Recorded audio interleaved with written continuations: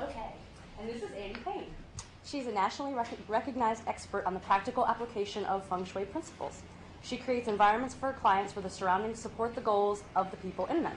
Her broad business background, owning a real estate company for 20 years, gives her a unique perspective on the best use of space. This point of view fuels her no-nonsense approach of improving environments through deliberate layout and arrangement for immediate results. And I'll let Annie get started. Thank you. Thanks. Welcome. I can tell you that I would rather do this than almost anything except eat chocolate. And I really enjoy sharing this information. It came to me that I didn't really grow up and say I was going to become a real estate agent. Nor did I grow up and say I was going to become a Feng Shui consultant. I kind of backed into both of those things because I originally worked at NASA at Langley Air Force Base. So one of the things that happened in the process of growing up was I got married. Well, that's not unusual. But then I opened a real estate company, and then I got divorced. And in the process of getting divorced, I thought I was going to get this company part, and he was going to get this company part. Well, my company part kind of like went over there, and then I got money instead. The only problem is that my entire adult identity was tied up in that real estate company. I ate real estate, slept real estate. I didn't do anything but real estate. That's all I knew. So when that happened, I decided I was going to come north to Washington, D.C. Where else would you come? I lived just outside the Beltway in Northern Virginia, and I lived right outside of Quantico Marine Base. Well, life just wasn't clicking. You know, I knew the money was going to come, but I just couldn't get my pizzazz back. I couldn't get the passion back. So I did a lot of things. I went to a lot of motivational seminars. I did a lot of self-growth work. And it was great while I was there. I was doing great guns. But then all of a sudden, I'd come home, and I wasn't able to keep it up. And that's when I discovered the principles of Feng Shui. One of the things that happened is, in the middle of the night, I was reading a book. And you didn't turn your phone off either.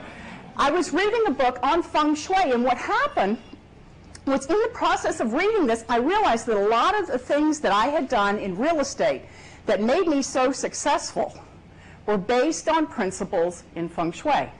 I could tell clients how to fix their houses so they would sell like that. I got a reputation for helping people sell houses that were hard to sell, back when the interest rates were 17.5. So now I'm dating myself, but you understand, I came through a period where real estate wasn't like it is today. So when we were thinking about that, I thought, well, you know, maybe there's something to this. So I decided I was going to go to school. So in 1998, I went to school to 5 things, 5 schools, 5 different masters. And I studied until I felt comfortable enough to go out and do it for myself before I did it for anybody else. So after studying an entire year, completely embodying all of the principles, then I started to see some results, and I started to see my life change and the lives of the people that I helped. But what I'm going to do today is it's going to be kind of an interactive ability here with you. If you will ask questions or raise your hands, I'll get to you as soon as I can after I finish that point. I want you to get all of your questions answered about Feng Shui today, because I want you to know what it is, but not just what it is and what to do to make it work. I want you to understand how to make it work, because that way you'll be able to go back without the book, without me. You'll be able to look at something, take a step aside and look at it with a different perspective and say, that's why this principle works. So let's get going. Align and balance to create. Now what I mean by that is that there are things that you can do within a space that are going to help you balance your life. And you probably have everything you need. Most everybody does. I don't usually tell people to go out and buy a single thing, but it's just in the wrong place. This is what you're going to be learning today specifically to do, is to eliminate the influence of other people's energy in your space. Because Feng Shui principles ergonomically shift the environment so that you can bring into your life the things that you want. they also help you get rid of the things that you don't want in your life. Literally, Feng Shui means wind and water. Now, what does wind do? Wind molds to its surroundings. Water seeks its own level. Now, I would say that that's flexible and balanced. When something does that in nature, you would say that it's balanced. And Feng Shui is like the weather. It's not something you believe in. It's there whether you acknowledge it or you don't. You don't have to stick your arm out of the window to know that it's raining. You can just look out the window and see that it's raining. It's not a religion. It's not a dogma. It's not a teaching. It is a process. And the thing that's really interesting about this is that people don't realize that there are over 33 different kinds of Feng Shui. In 5,000 years, it came forward in time, and it developed into something in all the cultures. So originally it started out to be the perfect place to bury the dead. And where was the perfect place to bury the dead in ancient times? You want to be not too high on the mountain. You don't want to be where the hills have the rain roll off of them.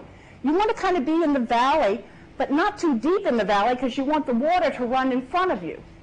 Well, that's the same criteria we use today for the perfect place to live. And we see it as this. All of a sudden, the mountains are skyscrapers. The hills become the buildings. And you see the rollingness of the land that we encounter, but you also see the rolling ability of the buildings in the distance and the rivers of the roads. So 5,000 years ago, you saw what was on the left, and then now you see what's on the right. And it's still directional. The roads flow in a certain direction to take you to a certain place, just like the river does.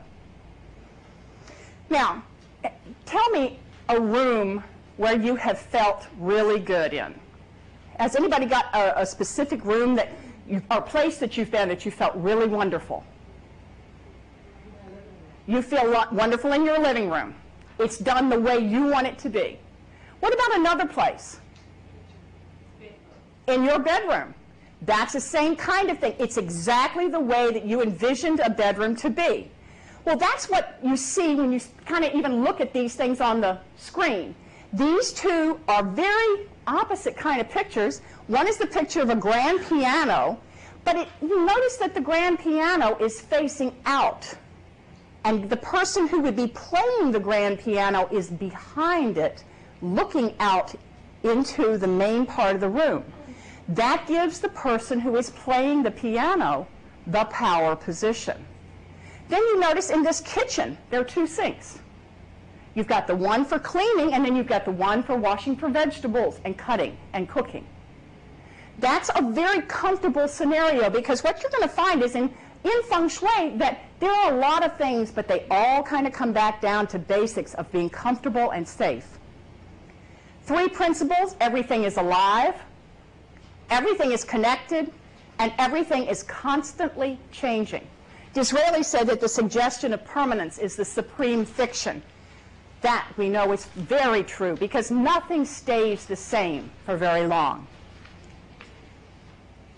Feng Shui wisdom number 2, it's all about the intent. Yours or someone else's. Now, that's what I tell people constantly, is that everything counts in Feng Shui. Everything. Either your influence is going to make it count for you better, or someone else's influence is going to make it count for you better or worse, or just maybe for them. Everybody gets to vote, but if you decide not to vote, understand that their influence is going to carry your life forward, maybe someplace that you don't want it to go. This is what I tell kids when I work with them at Juvenile Center. Do what you always do, and you get what you always got. Think what you always think, and you'll do what you always do. Now, this is about how to change that. How many people have seen this book by Mr. Emoto called Hidden Messages in Water? This is fascinating. He took water and froze it. And in the process of this experiment, let's say that he had a bottle of water here, and a bottle of water here, and a bottle of water here. Over this one, he would say thank you in English. That's the top left photograph, the yellow one. Thank you in Chinese is the top right picture of a slice of the water frozen. Danke, German, middle left. French, merci, on the right. Thank you in Korean, bottom left. Grazie, Italian, on the bottom right. Now, isn't that interesting that just the impact of the words could have on this water? That is the kind of thing that happens to us because guess what? We are mostly composed of water. And you might say, well, what does this have to do with Feng Shui? It has everything to do with Feng Shui. Because Feng Shui is about taking the ergonomics of an arrangement of space and the things in the space to make things different and better according to what it is that you want in your life. Intention versus unconscious acceptance. That's what I was saying a while ago, and I was saying somebody's going to vote. You need to make sure that your intentions are by choice and not by default. You don't get what you got just because the boss decides he's going to do it this way. Maybe it's time to speak up and say, well, yeah, I have this idea about taking it to a different level. Let's do it this way. Your intentions define your energy. I was in Durham last week at NIH, and I told them something right off the very bat when I got in there. I'll tell you all the same thing. I hate Casual Friday. I hate it. And let me tell you why I hate it. Because you spend a lifetime establishing credibility, who you are in the field and what you are, and you walk in 3 Fridays in a row with sloppy jeans and a sweatshirt on, and you just lost your credibility. Nobody's ever going to say it, but it's what's happening. So all of the things that you do are impacted ergonomically by your environment. And what's the definition of ergonomics? It is the interaction between things and people in their space to interact more effectively and safely. So in that process, we see that almost everything we do has the ability to affect us. Top left says, you fool, in Japanese. Middle left, you fool, in English. Bottom left, you make me sick, I will kill you, in Japanese. Top right, angel, in Japanese. Bottom right, Satan, in Japanese. So when you start to look at the effect of words on water, what about the effect of words and thoughts and intentions on you in space? Now, this is an example of poor intent. Dirty dishes. Leaving the dirty dishes in the sink releases bad energy into the kitchen overnight. People just don't get it. If you wash your dishes at night, it is a more pleasant experience to go in the kitchen in the morning. Am I right, ladies? Yes. Hello? If you could get this to everybody in the house and show them this, they would begin to understand. Now, this is the teenager thing. An unmade bed puts you in a state of disarray when you re-enter the bedroom in the evening. Now, just think, I've seen teenagers go years and never make a bed. You know, that's like years worth of disarray, don't you think? I had one gal who had me come into her home, and her main reason for having me come into her home was she was not getting along with the kids. The teenagers they were just not getting along. The first thing I did when I walked in the house was I looked around and I saw all these beautiful, professionally done photographs or portraits this big of the kids, 5, 10, 12 years younger. And I'm looking at them and I'm thinking, that's about the mentality level of the kids today in the house. Just because they're 15, they've seen pictures that are sitting around from 3 to 7 to 8 years old, all on the wall. That's exactly the maturity level that they are expressing. So what we do? We took the photographs down. All of them. Now, there were thousands of dollars of photographs. What we did was we took them down and put them aside, and all of a sudden, the teenagers started to act a little bit more mature. Now, that's an interesting point, is it not? She also tricked me, and it's hard to trick me on stuff like this, but she did. I have to give it to her. She said, "What would you do in my daughter's room?" I'm sorry, don't do daughters' rooms unless they give me permission. They have to be from about 5 years old on, they get to vote. So I said, but if I was going to do it, this is what I would do. Never say that to a mother. Never. Because when you leave, guess what she's going to do? She's going to go back and do exactly what you said. Well, that's exactly what happened. She did do that. And she was loaded for bear on Monday morning. And she thought, oh, my goodness. She says, when that daughter comes home Monday afternoon, maybe I did a bad thing. I shouldn't have done this. And she was sitting there almost cowering in the upstairs hall. And I had told her to take down the posters, to rearrange the position of the bed, to put the desks in the power position, to take all of the sheeting and all of the linens off, give her new curtains and a new bedspread. And she did. Well, when the daughter hits the top step, she can see then into her bedroom. And as she sees into her bedroom, she looked at her mother and said, "I didn't know you loved me so much." Interesting, wasn't it?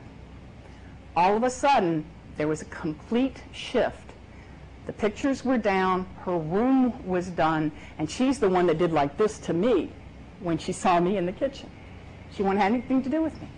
So understand that you can affect how people live their lives just by doing little things like that. And to be honest with you, the little things are what really are so important. We get where we are because we are disciplined enough to do the little things over and over and over again. It doesn't count if you do the big things great twice. You got to do the little things right 2,000 times. Incorrect bedroom choices are often subtle. I love this photograph. Slanting ceilings over a bed is oppressive. Do you guys feel that? When you lay in a bed and the ceiling is like this right over top of your head, and you're going to see another picture of a slanted ceiling, but the bed is not so close to the apex of the knee wall. And the knee wall is the wall that goes up on the side. Sitting on the edge of the bed rather than in a chair is submissive. Now, that's a 1940s, 50s picture, okay? That is also exactly what happens to you if you are arguing with a mate and you are sitting on the bed and they are standing. You immediately go into an energy on the bed. So if you're going to have chairs in a bedroom, have two. One for him and one for you. Do not have one chair in a bedroom. Now, I know a lot of people can go home and do that. Just go home and take the chair out of the bedroom, because your relationships will get better because you did. When you are arguing, stand. Preferably leave the bedroom, because the bedroom has a specific purpose and it's not for arguing. Poor everyday choices. Dirty bathrooms, toilet seats left up, gentlemen. Not good. Not good. And you know why they say in Feng Shui that it's really bad for the toilet seat to be left up? They call it an energy drain. It's the largest drain that takes all the energy out of the room. You want to know the safe, sound, and sanitary reason for that? When you flush, the germs go everywhere. Think about it. What they were doing 5,000 years ago, we have gracefully pulled forward 5,000 years, and we are taking some of the things very, very literally that we should be converting into today's time and space. Facing away from the door in seating. You see where the gentleman is facing the wall? Very similar from many kids' rooms where you would take a desk and push it up against the wall and face into the wall. That's the worst thing that you can do. We were talking earlier about the fact that I was going to stand here because I wanted to stand in the light, but I still wanted you to be able to see all of the work that was going to be up on the screen. Well, what's interesting is a lot of people came over here to sit on this side, and we had to shoo them back off. But you know why they came over here? Because this is the power position in the room. This is where the podium is. This is where I could look from here, 180 degrees, and I could see everything that's going on. Nobody could get to me. I would be safe. So that is the power position of the room. The most vulnerable position to the room are these chairs right here that back up to the doorway, because they can see who's going to come up behind them all the time. Builder layouts. Sometimes builders don't necessarily set houses up the best way. Now, the top photo is what you saw in a very large bedroom in a local house. It had one chair on the left, the far ottoman on the right with its other chair. Back wall had the triple dresser, and the bed was on the left-hand wall. But when you laid in the bed, what you saw was the hallway to the bathroom right in front of you. It was like a train station. The girl had not slept since she moved in 8 months ago. All we did was we took and moved the bed to the back wall, took the dresser and put it on the left wall, and all of a sudden, when she looked out, she was looking out into a sitting area rather than the long wall that carried her all the way back into the bathroom. If you're not sleeping in a room, if people are arguing in a room, 9 times out of 10, it's something wrong with the room setup. And see, one of the things I like about Feng Shui is this. It's not your fault that these things happen. You know, this is an ergonomic scenario where things are set up improperly and you are at a mercy of the environment. But when you start to get smart about it, then you start to say, are we arguing just because we really are arguing, or are we arguing because things are set up wrong and we are put in opposition with other people? Master bedrooms have 3 purposes: sleep, intimate conversation, and sex. That's it. If you've got computers in your bedrooms, that's a no. Stacks of work, mail, or required reading. And I don't mean that you can't have a couple of books in there. You could certainly have your daily books, your devotional books, any kinds of things that your novel that you were reading, or maybe 3 or 4. But I have been in places where there are bookcases, or the books are stacked from the floor this high. And that's what happens, is that you get a mixed message when you go to sleep at night. Typically, many consultants would say don't have TVs in bedrooms. Well, that's nice, but there are a lot of people in this culture who are not going to give up a TV in the bedroom. They like to watch the morning news. They like to watch the evening shows. So be that as it may, if it keeps you up, cover it, put it in an armoire. That's a perfect scenario. In a not-so-perfect world, throw a tablecloth over it. Avoidable bedroom issues. A single nightstand or one chair means there's only room for one. That nightstand, and I told this in a women's group, it was kind of like a red hat kind of thing, and I told her, I said, you know, if you've got one nightstand and you really want to have a relationship with a guy and you're not willing to go get another nightstand, where do you think he's going to put his glasses or his teeth when he gets out of bed? And they just cracked up, because it's really true. How could you give the impression that someone would have room to be in your office, in your home, if you didn't have space for them to be? The intent of white sheets are not the same as the intent of red sheets. When you think about having a better love life, the very fact that you think the thought and you act on the thought by getting the red sheets is in direct relationship to the quality of the love life that you will be able to attract into your life. And it works that way with a job. It works that way with what you wear. It works that way with your resume. It works that way with everything. Desks and beds facing away from the entrances causes difficulty, especially for kids. Now you see how this bed is? I was standing in the doorway of this room when I took the picture. And you look straight into a bed where the head was over on the right-hand side. At the foot of the bed, there's a desk that's facing out the window. Both positions would be very difficult for someone to see who was coming in the door. The person who was in bed was going to have to do like this and see who was coming in the door. The person who was at the desk was going to have to totally turn around. So you want to make sure that you don't put people in vulnerable positions, and that's what they are. They're vulnerable positions, because when you don't face the door in a power position in your office or in your chairs or in your beds, wherever you are not taking advantage to see the opportunities coming toward you, nor are you seeing the obstacles that you may have to face. So the opportunities don't get seen, and the obstacles don't get seen either. Think about this way, way back. Let's go back 5,000 years. I'm a caveman, and my cave is that way.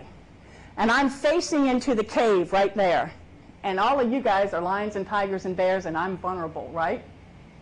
If I turn around and I face out of the cave, you become something that I can deal with as lions and tigers and bears, because I can see you. Automatically, in your neck, fight, flight, or freeze is activated when your back is to the door.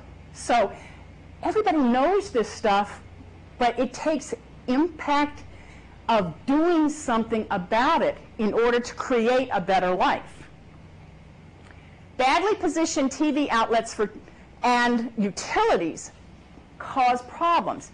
When you go to hook the computer up or the TV up in your house, guess what they normally put in the power position? The TV. How much TV do we watch in this country right now? Probably too much. Interesting, isn't it? We gave the power position away to the television. Reclaim it back, like they did in this particular instance over on the right. What the gal did was she actually set her condominium up so that the sofa was facing out into the kitchen area. The dining room table area was put back by the patio so she could sit there and literally look out into the patio area. That was a big change, because when she made that change, what it did was it took her dining room area and converted it to just a seating area. So right over here, she's got a quiet area where she can open the blinds and look out. The couch is facing over into the kitchen area, which is starting right here. And over in this little area, she had kind of like a little, just an area just to sit and read and do something quiet. But all the lines for the TV were right there, all the cable. We ran 200 feet of cable in a brand new condo in order to get the lines in the proper position.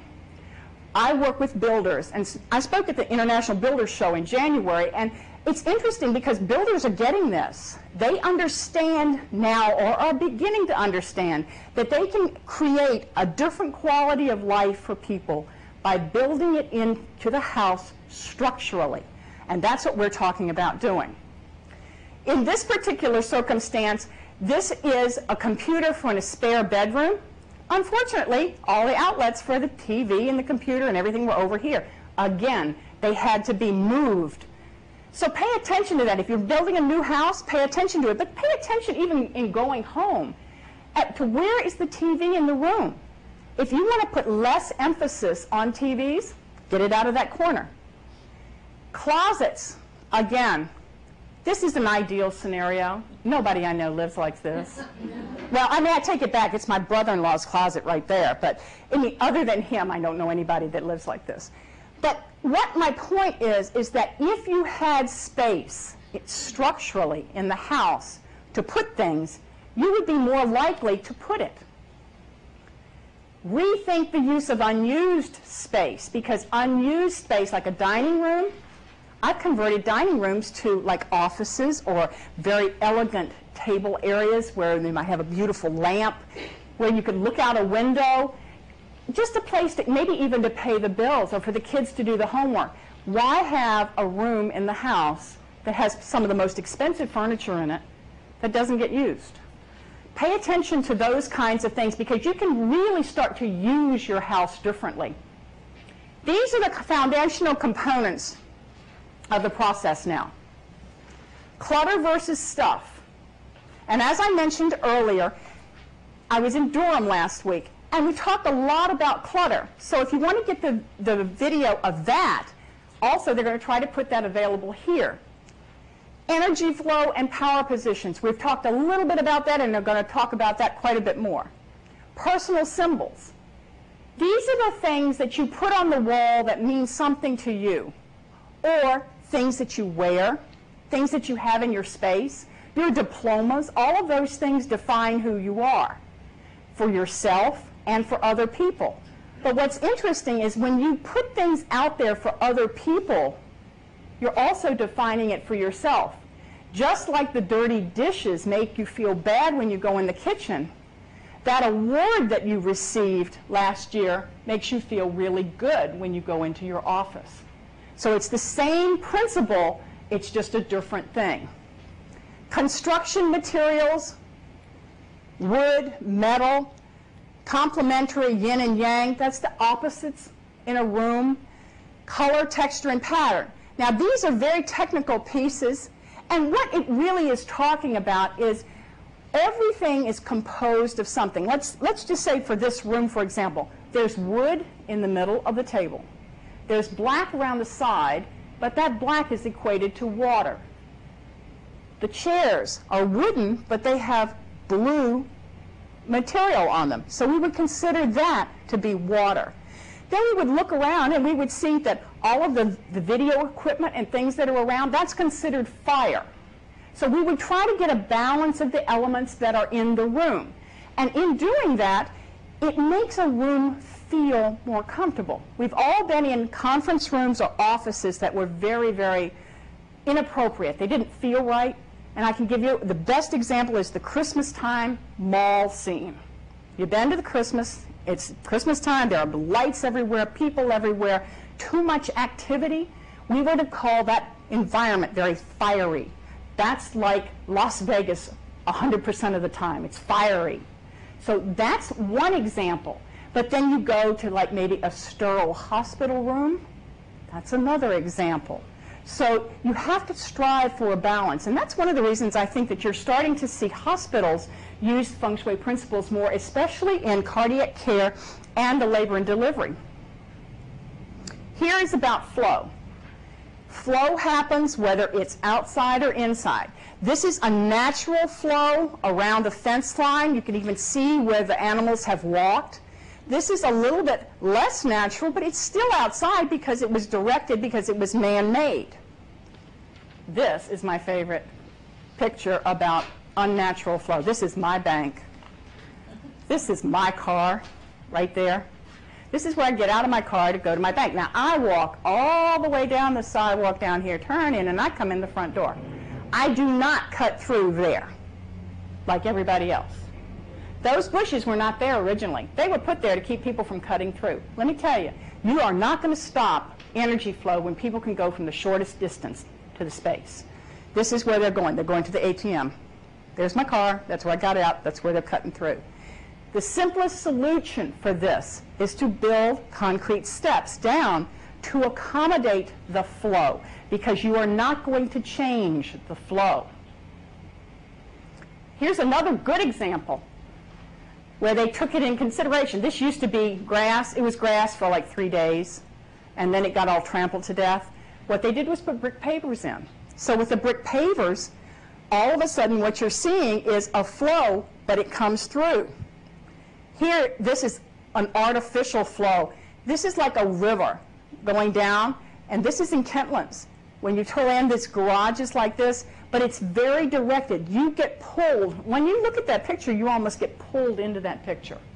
So one of the things that happens is you start to look at things a little bit different. You can always feel the energy if you're quiet enough. And this happens to be a fountain scene on the back of a patio of one of my clients. And that's where they just sit and kind of meditate and really enjoy the outside. All you have to do to understand what that feels like is to just do the things on the list. Remember a place. Think of what that place had in it. All the environmental aspects of it. What did you see? What did you feel? Notice how your body feels now when you think of the way it was then, and then hold on to that feeling. Because it's that feeling that I get people to take from that special place into their bedroom or into their living room. And that's the feeling that we recreate again.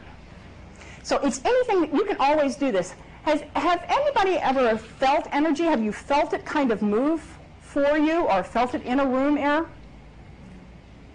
One of the ways I tell people, have them do it, is I try to get them to maybe close their eyes. And you can try this at home tonight. Stand in the doorway and look into the room.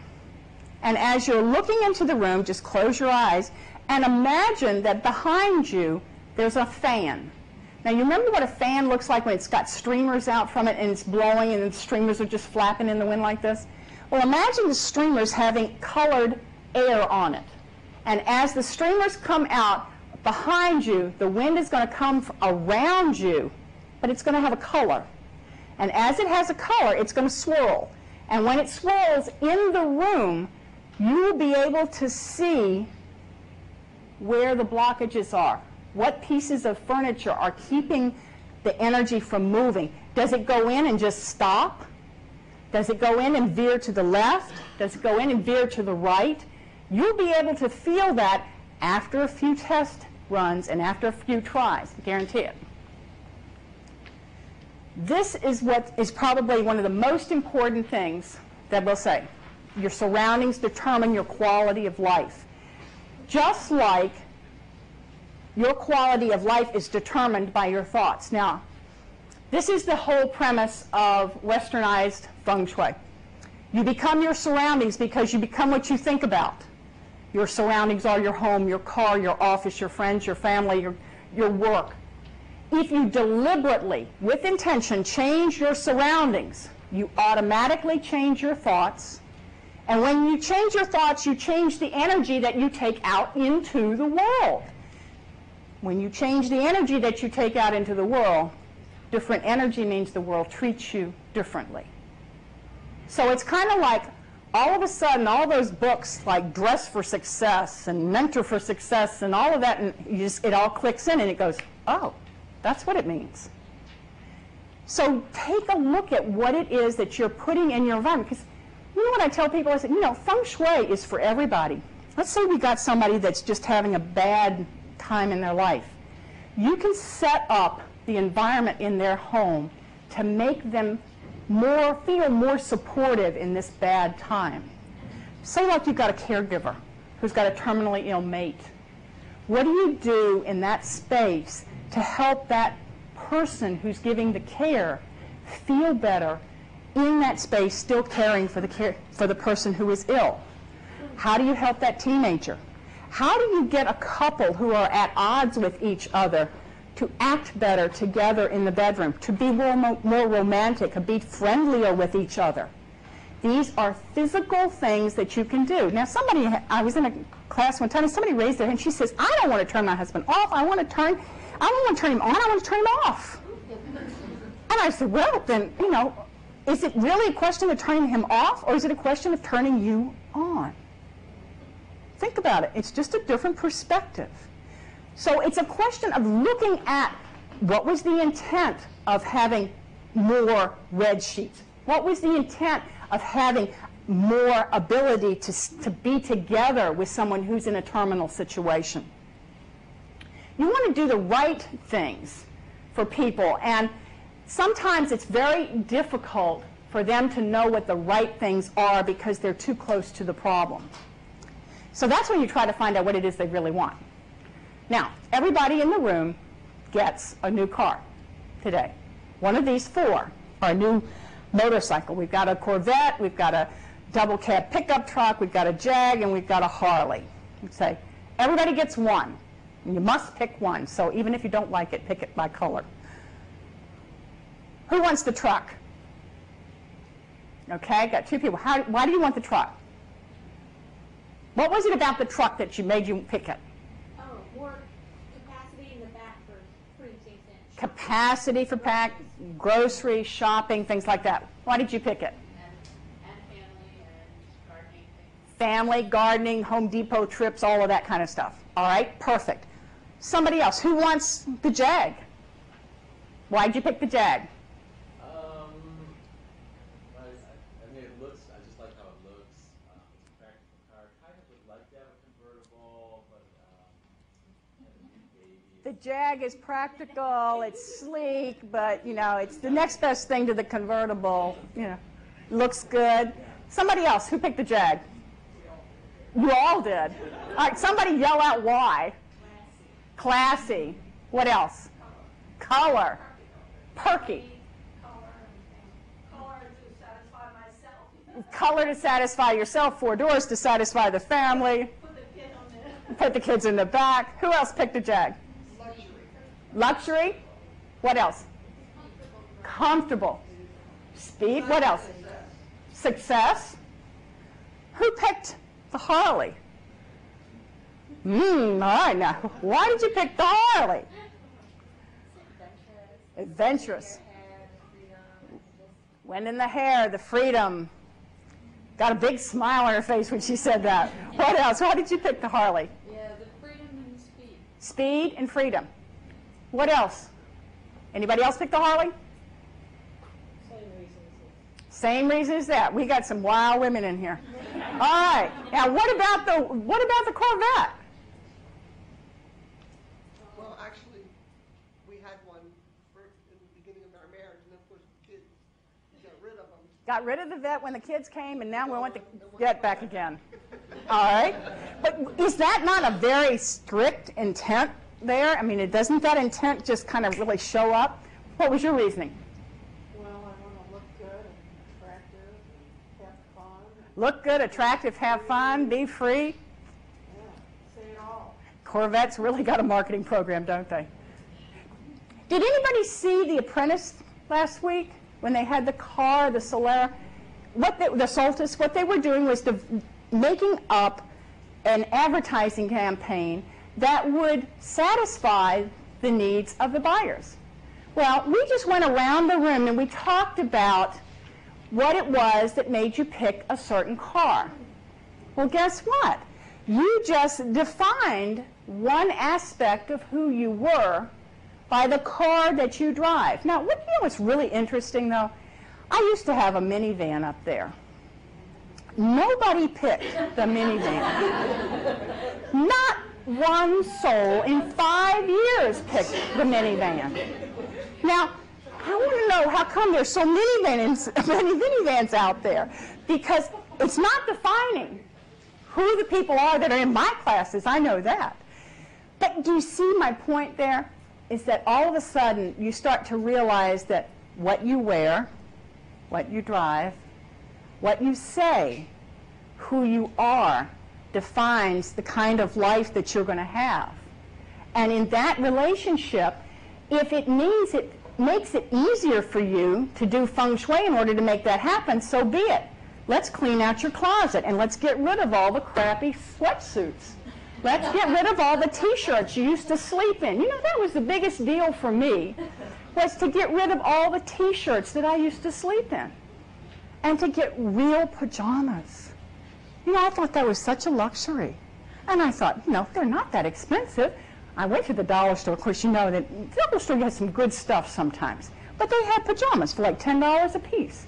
Well, I bought 3 pair. I came and brought them home, and I wore them. I thought, you know, this is pretty cool. I think I'm going to throw away all those T-shirts. So I went back and bought 3 more pairs. So now I've got 2 days, 2 days, 2 days, 2 days, and it's beautiful. But I changed how I felt about myself just because I got rid of the thing that made me feel not so good about myself. Interesting concept, isn't it?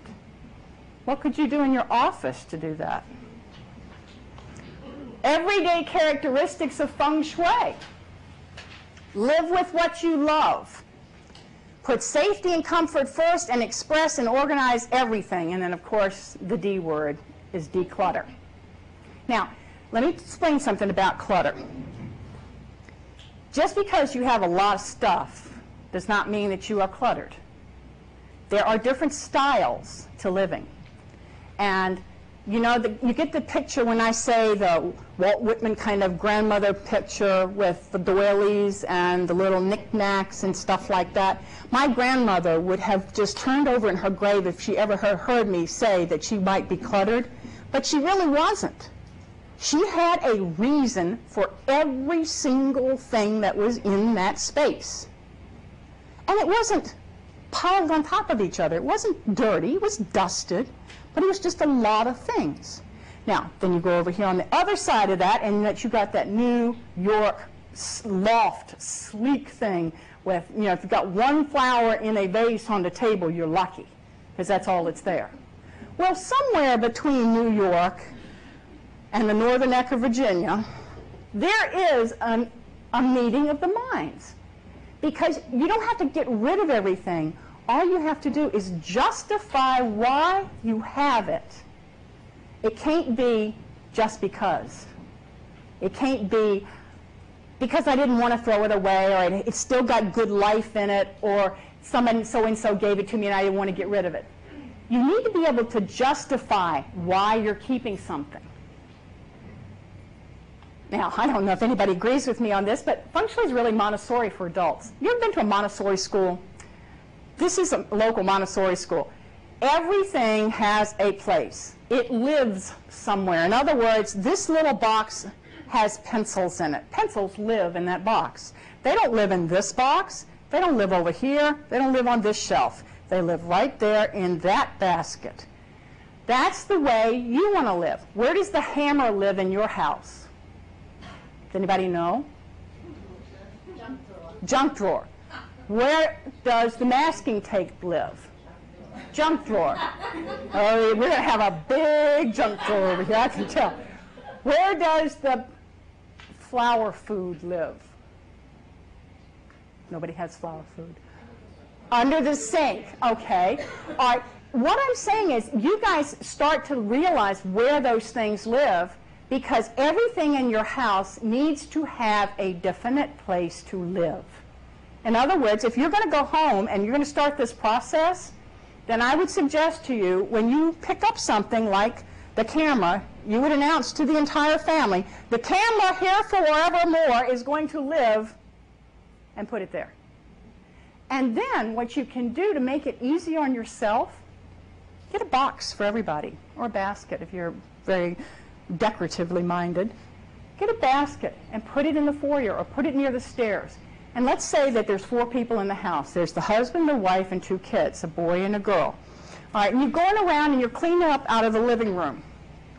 And you pick up something that belongs to the boy that shouldn't be in the living room. All right, it goes in the basket. Then you're in the kitchen and you pick up something that belongs to your husband, and it goes into the basket. So when they come home, the little boy asks, where's the thing that I left in the living room? It's in the basket.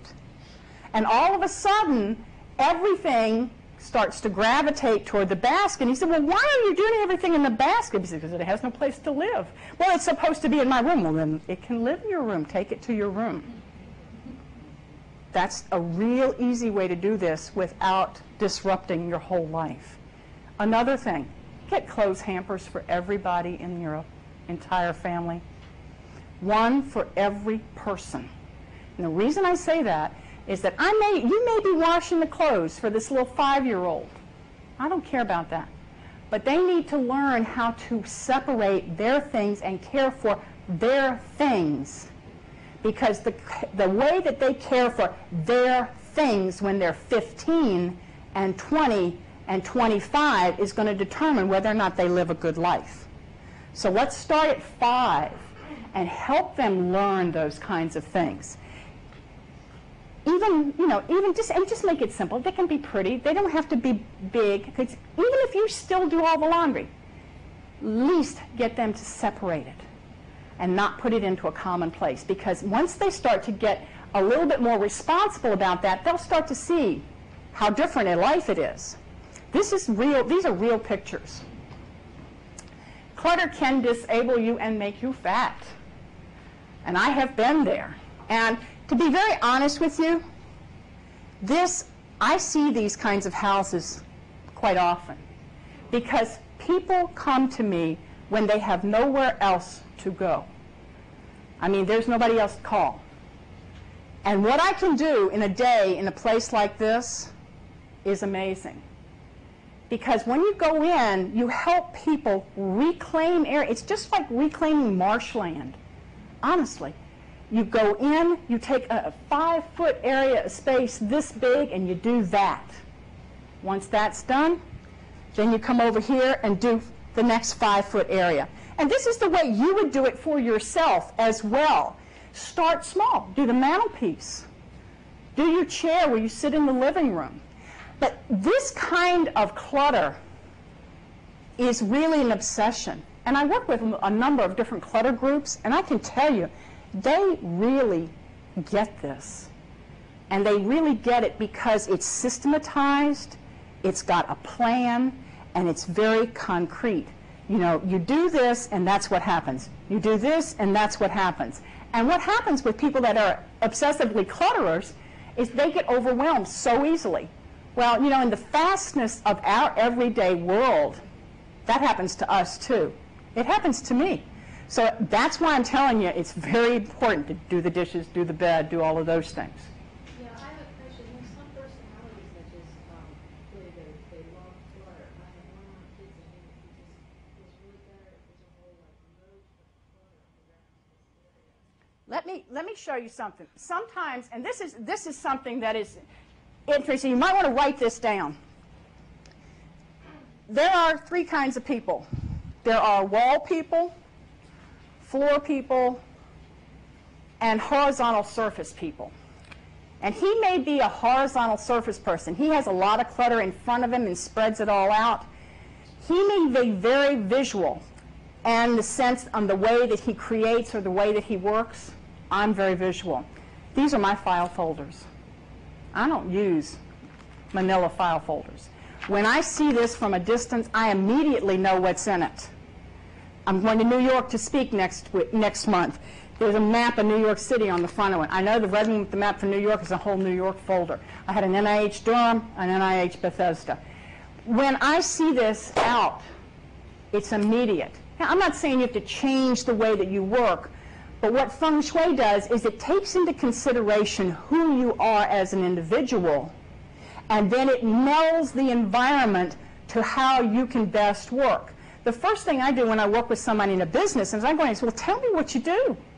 You know, I need to know what you do from the time that the call comes in to the time that it goes out of the door.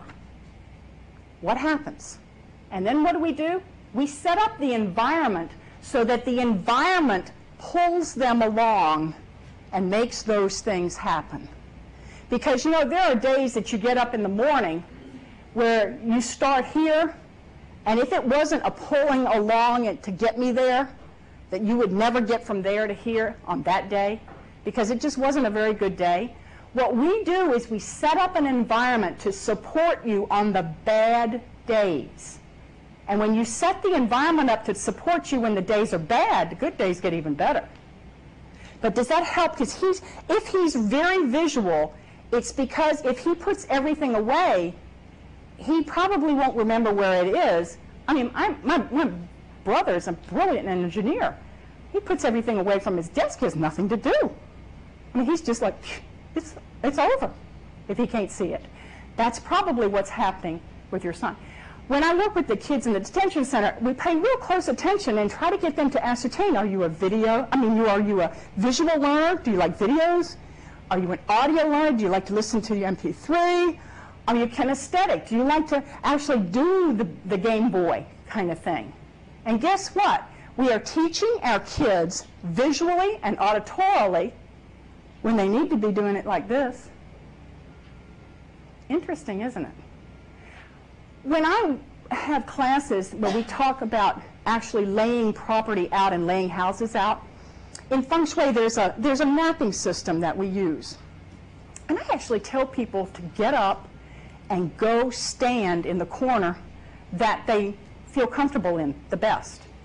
And it's very interesting because all of a sudden they'll realize that their whole house is kind of set up just that way. This is clutter on the left. This is stuff on the right. Now this is the same house. This was, just a bike and an ironing board. These are totally unrelated things. This is like a junk room, not a junk drawer. And this room has all kinds of unrelated things in it. This room is now a guest bedroom that doubles as an office, and all of these bags came out of a bedroom, which I'm going to show you. Years worth of clutter disappears in a day. This is a real house, real builder in Virginia, and they had a totally clean garage at the end of the day. You know, it's not a question sometimes of knowing what to do. It's a question of having somebody stand beside you and say, I'm not going to let you fail. It only takes one person to say that to you to keep you going. This is the bedroom that those bags came out of. This is the way, this was a clutter person in a support group who had me come in, newspapers, stuff, medicines, everything. I pulled out 76 like tennis shoes from the bottom of the closet. There were no other kinds of shoes in there, just tennis shoes, and they were all exactly the same. And you know what he told me was the most important thing he learned? He said, I learned to hang up my shirts out of the dryer, because if I did that, they wouldn't wrinkle, and I could wear them to work. Now, if I could teach somebody that, and that made that much difference in their life, think of what it would be if you started to teach everybody in your family how important their surroundings really are. When you clear the space, you get rid of the energy that is stuck, because honestly, stuff in a corner is stuck energy. Everybody knows that new show, or it's not so new now, but called Clean Sweep. They go in, they pick up all the stuff, they take it outside, they divide it up, they garage sale part of it, they sell part of it, they throw it away, they do all kinds of things with it, fix the stuff inside the room, and then make it nice for the people when they come back.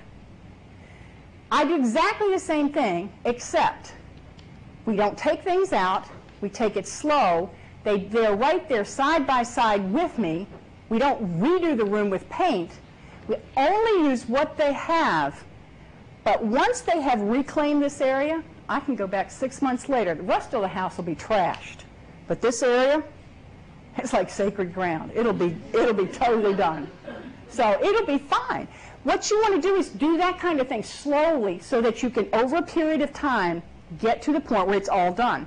It took me 3 weeks to do my own house.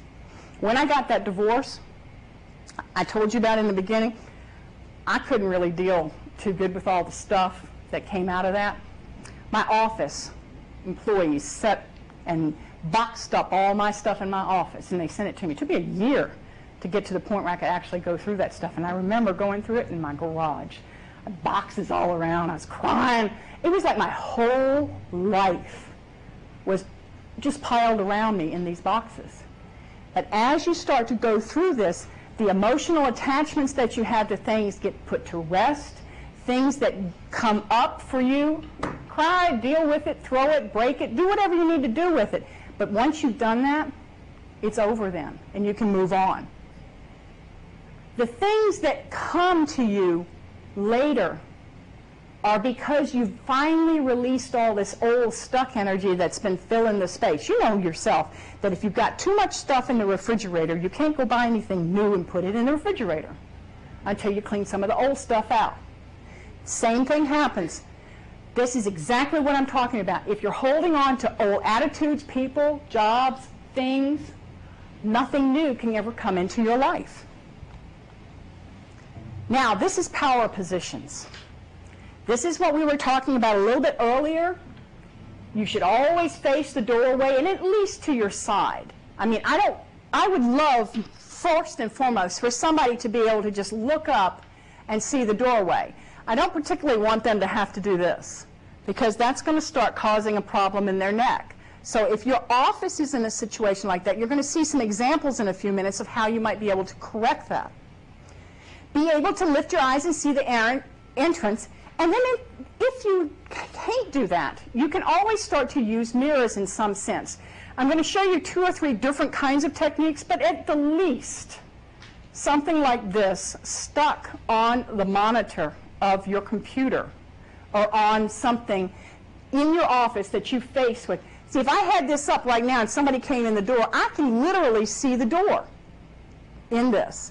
I don't have to talk to them. It would be nice if I had something really big that I could see my face and their face into so I could talk to them without having to turn around. But just being able to see the movement will relieve the tension in my neck. And that's what people need to have done in order to consider something in a power position. There are power positions no matter where you go. In the Washington Post, I don't know if you guys remembered it or not, but on the day of the debate in Miami, I was on a plane and reading the Post, and every one of the podiums for the debate were set up so many inches, so many degrees, so many feet back. Now think about it. If it's important enough to do it for a debate, then maybe it's important enough to kind of do it in our offices too. And maybe they didn't call it Feng Shui, but they ergonomically set up the environment to give the result that they wanted. This house is in D.C. You see that little spot right there? That's a little shelf. At one point in time, back in the early 80s, it had a TV on it that the FBI used with a camera in it because this was the Abscam house. Interesting. So it filmed the bribes that were taking place in this couch-like area, which was over here. So this is the power position of the room. What we did now was we put the people in the power position in the room and took the TV from that location, before when it had the FBI's camera in it, and put it over here in this corner. So you can start to see the relationship to power positions all in every circumstance. This chair in a dining room is the most vulnerable chair to sit in for dinner because it faces back in, does not face the foyer. You can't even see the front door. This is the most vulnerable position to be in this living room because you can't see who's coming in behind you. When you take a look at offices, this is a doctor's office, and what we had to do here was, there was a wall right where the line is that I'm making the light. We put up mirrors all on this back wall to reflect the entrance so that the doctor, when he was doing chiropractic adjustments, could feel protected enough to see what was happening around the corner out into the reception area. It changed how the people felt. His business improved. This was a change in how this desk was set up. The door was right here. I'm standing at the x-ray machine. The desk used to be over here. All we did was flip it so that he looked right straight out the door. Amazing difference in just the feeling that someone has in the space. This was my mother's nursing home before she died. The first thing we did before we moved her in there was actually to set the room up specific so that she would feel comfortable. Notice she was married for 53 years. My father was still alive. Here is 2 nightstands. The twin bed, her chair. In this corner was a table and a couple of chairs like that. And this is the picture that she saw from the bed. She had the best couple of years that she could have possibly had at the end. So you have to kind of take it and look at this. Don't leave it to guesswork and don't leave it to other people setting things up for you. These are improper bed positions, especially for children. There's the door to the room. See how the bed is here, and here's where the head of the bed is. So if I was laying in the bed, the door to the room would be right there. Not good. You want to flip that around so that the kid can actually see the door. Here's the same kind of thing. Standing in the doorway right here, the head of the bed is here rather than here. It should be, the pillow should be down on this end to make it as an easier ability to see. Vulnerability comes in openness. Huge bedrooms, huge bathrooms make you feel very vulnerable, like this. It's not closed in enough. This is still glass, but it's still safer feeling than this or this. So you start to see the reaction a little bit differently. Now, this is a kitchen area where it had a dark, and it was a condo, and it did not have the ability to have any windows.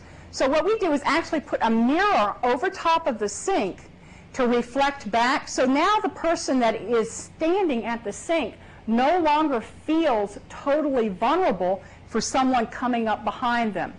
Most homes are made this way so that who is ever at the kitchen sink is vulnerable to whoever enters the house. We call mirrors the aspirin of Feng Shui. This is a Chinese restaurant in the local area. Columns, mirrored. And what happened when you mirrored them? They just disappeared. Walls that reflected light, because it was in a shopping center, had very few windows. And this is one of those all-American restaurants. And see, in this wall at the end reflects back the entire space of the restaurant and enables people to feel like it's more people there, it's bigger. And it's interesting enough that that's why bars have mirrors behind them, because people actually drink more and eat more with a mirror because they can see themselves in the mirror and they're not alone at that point in time. Power positions. This is an office area where it had built-in offices. This piece was right over here. We actually undid it and moved it and separated it so that you could walk between these two pieces to get behind the desk. This is a power position for a person who is coming in to visit, and the power position for the occupant of the office was right here. But she wanted to have people to be able to feel comfortable when they came to see her, because there was a lot of work that she had to do with them. She also was a VP. And I told her, I said, what is it that in your office that's going to make you feel like a VP and still feel good about yourself? And she says, well, I just feel like I need to have something a little bit more mine. So I said, well, go buy a pretty lamp. And that's what she did. She bought a lamp that reflected her femininity, but not in a way that made her look less than. And that's one of the things I tell women, please don't compete with men on men's level. In other words, don't wear a pantsuit because it's just comfortable. Because I can guarantee you that a woman wearing a dress in the same meeting is probably going to be as powerful and equal to the man before the woman with the pantsuit on. Correct power positions can renew your creativity at work. Here, this particular architect had not done any brand new plans in over a year. His drafting table used to be looking out this window, which made his back to the doorway right here. So with his back to the door, he didn't do any new plans. All we did was we shifted the drawing table to the side so that he could sit on the side and do the drawing table or look out the window or look out the door like this. He could still see out the window, so he didn't lose that ability. But all of a sudden, within 3 weeks, 2 new plans. Government buildings. What happens here is this is a unique kind of scenario. This was one of those offices that was a transient office, so somebody could use it if they needed to have space. The power position was in this chair, very, very nicely done with the computer, because I was standing in the doorway, so the person sitting here could go on the computer and look at me very easily in the same breath. Had the computer been back here, it would have been just the opposite. And what they would have wanted to do was to put up something like this to see the reflection. You all probably also have scenarios like this where you've got open areas that have a lot of work things that need to be done, and maybe there's a copier there or paper cutters or things of that nature. This chair is not in a power position. It's not supposed to be in a power position, but it's just an area where you work for the moment and then leave. But it's still important because that person feels vulnerable when they are there. Again, additional government buildings, what happens, standing in a cubicle area, to the left is the whole L, to the right would be a chair and just a little table. This is, again, a good one because the computer's right here and you can see back toward the entrance. If the computer had been over in this corner, again, you would have had to do something to get the reflection back. One of the things that you can do that I've done in a lot of office areas, not necessarily government areas, is this space right here with a cubicle. You can take a 5-foot mirror that you would put on the back of a door that's about this high and angle it at the back of that piece so that when you're typing, you can look in the mirror and see behind you who's coming up. I had one gal that actually did that who had 2 assistants that sat behind her in a long, narrow office. And the first thing that the assistant said was, "You took back control of the office." And just all we did was really put the mirror back in that area for her to be able to see. This was a difficult cubicle in the sense that I'm standing at the doorway right here. There's a wall right here, and there's a wall right here with a filing cabinet right here. As you go in, there's only like a 2.5-foot space to walk through and then to go in and then sit down. What we did was we took this filing cabinet and put it in the far corner over here, got it so that the person could still, did not move the computer, but the person could turn around, and this all opened up. So in other words, there was almost a 4-foot entranceway now going into this space, and then set it up so that their efficient workspace became all the way from here all the way around. Changed the order of the things that they had on the desk in order to actually more accurately be what they ended up with at the end of the day. So they had a process that they had to work through. This is a guest bedroom that has been rearranged. You'll notice that standing in the door here, you only have room for 2 pieces of furniture, the bed and the little dresser over here. After you change it around, all of a sudden you can walk all the way into the room. You can get to the window. The head of the bed is here, looking back out. Here's the dresser. It just makes it look a little bit more friendly and a lot bigger. The thing that happens in Feng Shui is that you can put more furniture in a smaller space when it's set up correctly. And sometimes by pulling furniture away from the wall, you can do more things with the furniture than you can if you try to push it back up against the wall. The front door is right here. So originally, when you walked in, the back of the couch was right here, so nobody went in the living room. If you went in the living room, you sat in that chair or you didn't do anything in there. You never went in there. Now, all we did is we took this credenza, put it here, made a little foyer, which is what she was trying to do with the sofa here, and then put the sofa and the chair over here, and immediately you feel more like you want to go into that room. One of the things that happens in Feng Shui is if you actually have a scenario where, like a model home sometimes, where you go in and you look at it and it's beautiful and you love it, and you just stand there and say, "It's beautiful, I love it," that's not good Feng Shui. It's good Feng Shui when you go in and you say, "You know, it's really lovely, I like this, I think I could do with something like this." If it pulls you in and makes you interact with it, that's good Feng Shui. And this is what I call it technically. I call it an external catalyst that causes an internal change. This is my scientific definition of Feng Shui. Because you become a product of the surroundings, that's how come your body absorbs the information that's in the surroundings. That's why it's an external catalyst. If you intentionally change those surroundings, that will change the energy that you absorb and what energy you take out into the world.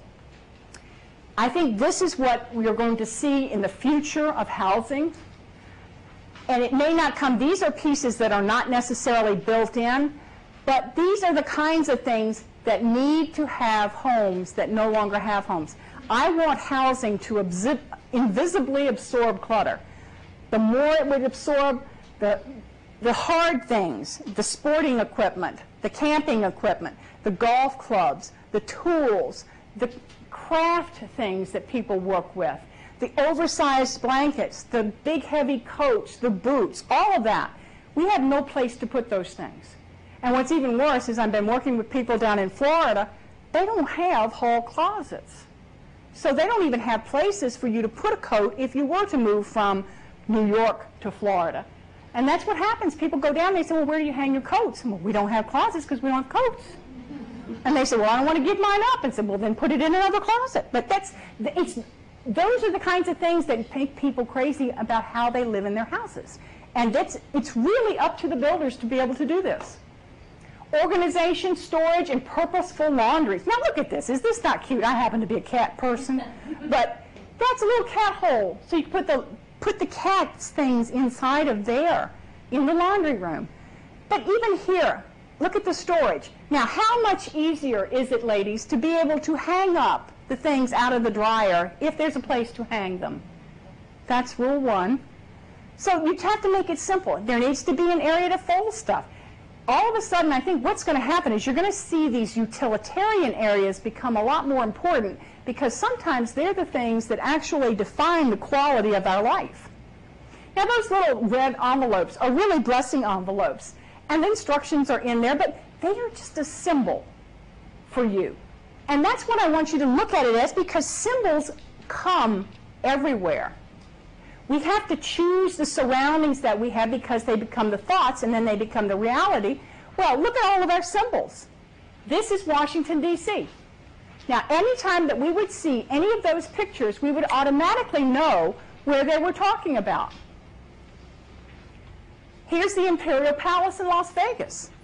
This is a symbol that they have at their entrance. So it's identifiable, it's commercial, it's what they're doing to make themselves different from another hotel down the way. Again, we're back to the architect's office. He had originally about 25 different awards on this wall that ranged over 30 years. And I said, you really don't need that many up. You already know how good you are. So let's pick the stuff that's really important. I said, you can have 10. So that's 8, 9, 10. Okay, that's it. And the reason I did that was because seeing all those old awards did not do him any good, because all it did was to remind him how good he used to be, not how good he was today. So we wanted him to really look at how he was today. So what you're feeding is the present time. And in the process over here, he actually went out and got a beautiful painting that he had from home and brought that in. So he's really changed the way he looked at everything. These are cultural symbols. Here's another portrait in a Chinese restaurant locally here, and this is a marriage cloth over one of my friend's homes, over her bed. So you see a lot of things that are specific to the individual. That's my license plate. And why did I do that? When I first got in real estate, I had one that said real estate lady, and I had that for 25 years. Well, when I quit doing real estate, what if I'm going to get a license plate that said? So I ended up getting Feng Shui, and that's what happened. But guess what? This is a Peter Max that I had signed and framed. And I did that after I had only decided, just it was my first decision to go into Feng Shui, and the words that I had him sign it with were, create your own world. Now, guess what's happened? I hung that in my career area, and all of a sudden, this is what I'm doing, is I'm helping people create a better world. Now, this is what you need to know before you call a consultant, though. And this is important.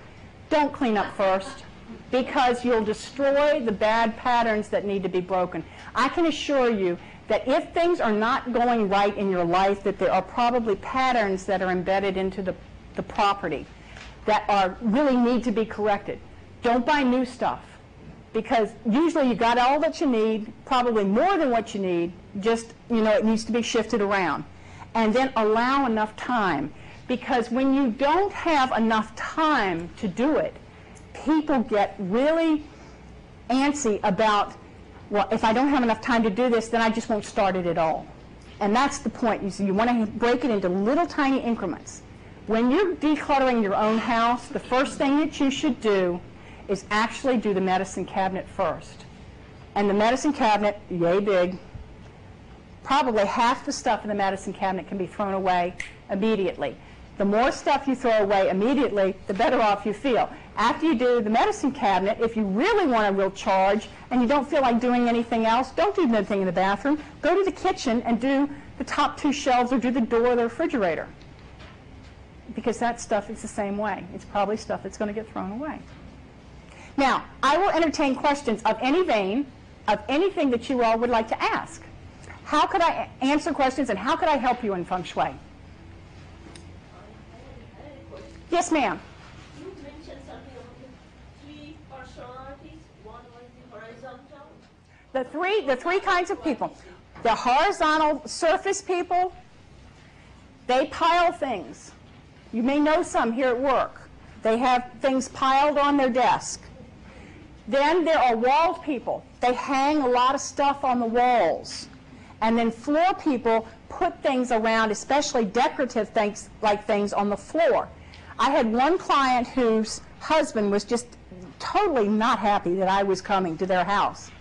And he says, I don't know if you can do anything. He says, this is a waste of money and time. Well, all we did was I ascertained that this lady happened to be a floor person. Well, he was a wall person. So all we did was we took up everything she had used to decorate on the floor from the entire house. He called me when he got home. He says, I don't know how you did it, but you did a wonderful thing in my house. And I'm thinking to myself, this is a wall person talking. Because all we did was literally get things up off the floor. He thought that anytime something was on the floor, it was all messed up and it was all bad and it was all dirty. And it wasn't the kind of thing that he wanted to see in his house. Does that answer a question for you? So what is the difference in horizontal and floor?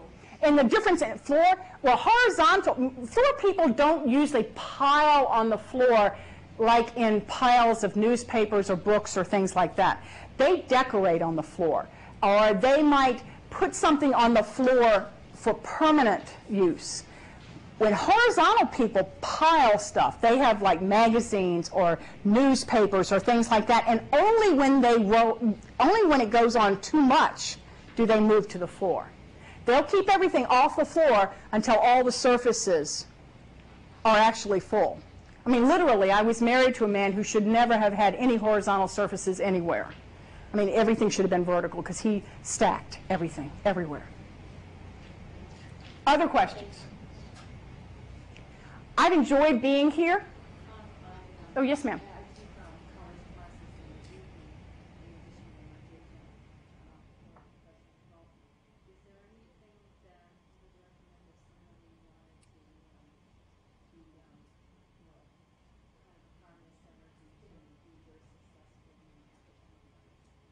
In an academic environment? Well, like for instance, if I'm studying for a, you're working by day, I'm taking classes and say studying in my own office. Oh, I know. Okay. All right, what she's saying is that she's doing extra work in the evening because she's taking classes, and how might she enhance that because she's at home studying? Like if I have my You want to make sure that you're, again, facing the door. Facing the door allows you to see opportunities and also obstacles as they come towards you. And make sure that there's enough lighting, because lighting in itself will make you feel more energetic and better. There might be some location scenarios that you might consider too. If it's in your bedroom, take that area out of your bedroom, make it into a more public area, like a dining room or a living room area. Other questions? I heard that when you put a mirror at the end of the bed, that's not a good position, so you should just Yes. You don't want to be able to see yourself in a mirror from the bed. And the reasoning is that theoretically you would scare yourself to death if you woke up in the middle of the night. But it also allows energy to move, because when you think about it, a window or a mirror is like Alice in Wonderland. You can step into it. You could step out of it. So energy flows. You can direct energy flow by using mirrors as well. And the more mirrors you have in a bedroom, the less likely you are to sleep well. So, but if you angle it. If you angled it away from it and you couldn't see into it, that would be okay. Yes, ma'am. Isn't there something about what I read, I think my house is horrible, where the front, the doors should not be opposite each other? Like in my house, you come in the front door. And you can go straight out the back. Straight all the way out to the glass sliding door. Yeah. Is that That is a true statement, because energy will flow. Like, you've got to understand too is that that's the old way of building, and that you will see less of that now. But in order to correct your problem, angle a piece of furniture or a plant or something of that nature. Now, don't put a plant there that you care about, because it will probably die. What happens is, if you put real live plants in an energy flow space, like in an office or on a desk, and the energy is blocking something or coming toward it, it will literally die and turn black. And then you'll just give it back to God and go get another one and put the plant there again.